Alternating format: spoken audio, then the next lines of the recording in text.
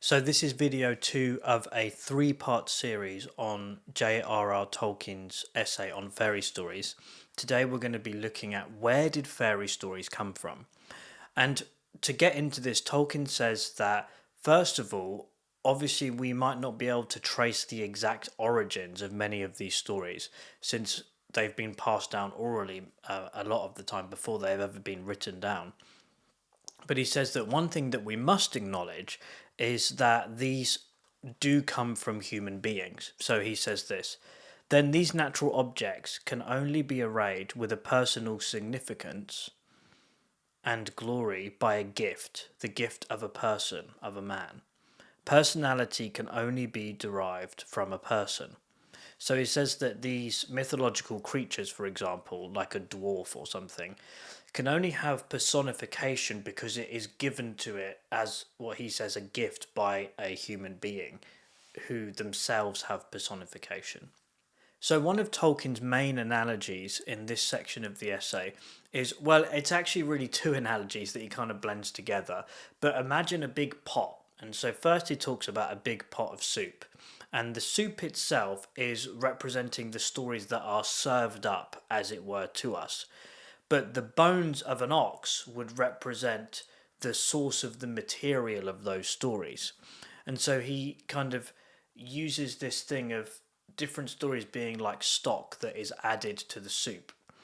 But then he goes on to use another analogy, which is maybe the more famous one and more original to Tolkien himself, which is the cauldron of stories. So he says this: speaking of the history of stories, and especially fairy stories, we may say that the pot of soup, the cauldron of story, has always been boiling, and to it have continually been added new bits, dainty and undainty. So, as an example of what he means by this and the role of this cauldron of stories, he gives three different examples, or at least three examples that I'm going to focus on today. So, first of all, he talks about the Goosegirl story, which is told in some of the Grimm brothers' publications, very famous folktale publications. And this story of the Goose Girl is actually very similar to a tale that is told of Bertha Broadfoot, who is the mother of Charlemagne. He says the story is found to be widespread, unattached to the mother of Charlemagne or to any historical character. However, Tolkien says, this does not mean that it proves that the story is not true of Charlemagne's mother.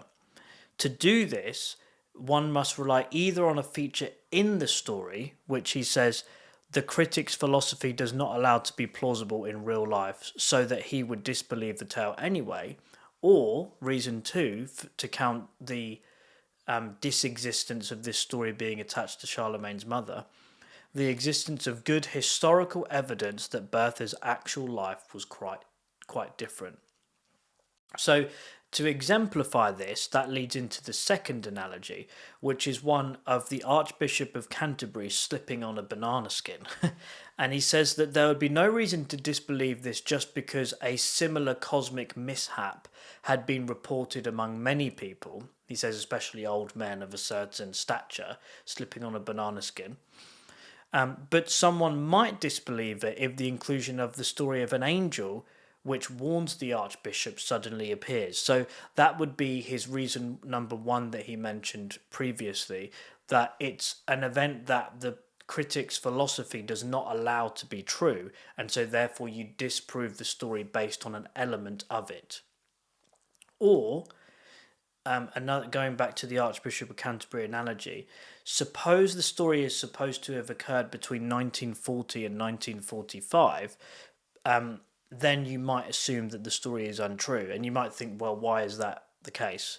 And Tolkien's very cleverly, he doesn't give us this detail, but we know from history that bananas at this time, obviously World War II is happening at this time, all but disappeared from the UK and weren't even shipped here. So the fact that it's the Archbishop of Canterbury, you know that he's based in the UK, and the fact that it's a banana, you can discount the fact that this story's validity based on the historical context at that time, because of the details that are included within the story itself. So, a very interesting point there. And so he goes on to say that a historian might say that the banana skin story became attached to the Archbishop, or the Goosegirl story became attached to Bertha, Charlemagne's mother. Tolkien believes, however, that it's actually the other way round, that these figures became attached to the stories. Better still, this is Tolkien, I would say that Charlemagne's mother and the Archbishop were put into the pot, in fact got into the soup. They were just new bits added to the stock. And so what he's saying is that these historical events that happen, we like to look at things as, modern people from the point of view of, well, did this really historically happen? But Tolkien would say that these historic events that happen can actually be traced to some themes that emerge in some of these folk stories and even fairy stories of what he's talking about here. This leads into the third analogy, which is probably the most famous, definitely mythologically, of the three, which is King Arthur.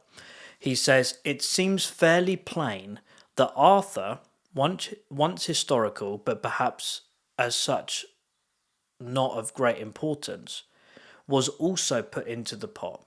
There he was boiled for a long time, together with many older figures and devices of mythology and fairy, and even some stray bones of history, such as Alfred's defence against the Danes, until he emerged as a king of fairy. He goes on to say that history often resembles myth because they are essentially made of the same stuff. And so what he seems to be doing here is expanding out his discussion on fairy stories to the inclusion of many other different kinds of stories, although he would still say that fairy stories are one of the best examples of what he's speaking to here. But the fact that he talks about Alfred's defeat of the Danes, for example, as attaching itself to the story of Arthur is an example of that. And so Tolkien is saying that there's this huge pot of stories that has been boiling since human beings began telling stories, and different things have been added to this pot.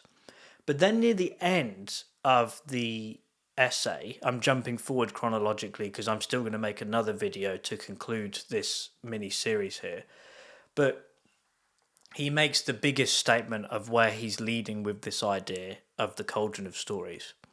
He says the Gospels contain a fairy story, or a story of a larger kind which embraces the essence of fairy stories. So these stories in the Cauldron of Stories are attached in some way to the Gospel. So just as the characters from history might attach themselves to a story that precedes it, the Gospel, the message of the Gospel, not necessarily chronologically, but in terms of reality, is the story in which all stories find their place. They might be man-made, but made by men as sub-creators of a creator, which I touched on in the last video. And this Cauldron of Stories has a purpose to point us to the story of reality, the story that we are all living each and every day of our lives, because we are part of a storied world and part of a cosmic story that is being unveiled before us. So when we have the opportunity, and this was really the point of the last video, if you want to go back and watch that, when we step into a fairy story, capital F, not little pixie fairy, we are stepping into a world and a narrative that reminds ourselves that we are part of a story, that we are living in the primary world. So that experience in what Tolkien calls the secondary world can inform how we live in the primary world. And then to conclude this video with Tolkien's, again near the end of the essay, he goes on to say that the Evangelium, so the Evangelion in Greek, the announcement of the good news, has not abrogated legends, it has hallowed them. And to me, this is the key point, that for Tolkien, those stories that he grew up loving, the Norse myths and such, are not gotten rid of because of the gospel. They are hallowed, they are made holy. And so, does that mean that every theme in them chimes with the message of the Christian gospel? Well, no. But does it show that human beings, for as long as we've existed, have been reaching out and seeking for the divine, or seeking for reality that makes sense of this life that we live? Tolkien would say absolutely yes. Tolkien gives us this analogy of this pot of soup, or this cauldron of stories that has been boiling since human beings begun to tell stories. But he says that the unique thing about the Gospels is that history and myth, this is kind of bringing in C.S. Lewis a little bit here, but they have met and fused.